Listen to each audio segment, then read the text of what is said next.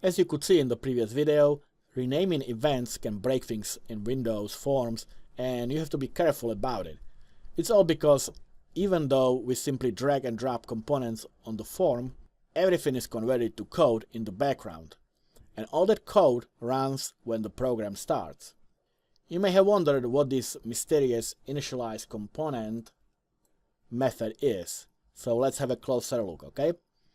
So I'll select it, right click, and click Go to Definition.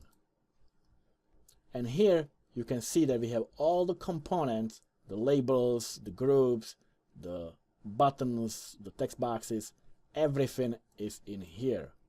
All the events as well. You could actually add events here as well directly, but that's not really the preferred way. But you could do something like this, .txt city dot, and you could add your events right here to the event handler. But it's definitely better to do the events in the property window.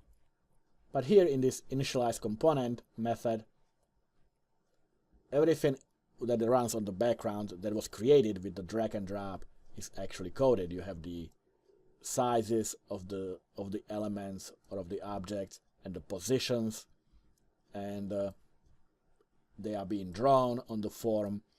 So everything is here. You could literally just code everything manually here without ever using the toolbar to drop the components on the form. But then again, why would you go through all that trouble, right?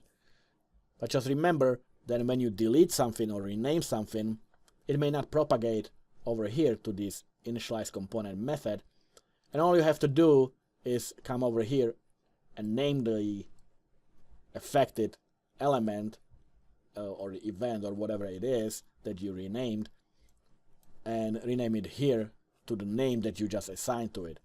But if you do it correctly, like I showed you in the previous video, then you won't have to ever come to this InitializeComponent method at all. But it's good to know what is happening in the background, so when things don't work as expected, you know where to look and what to look for. So this will wrap up this little project.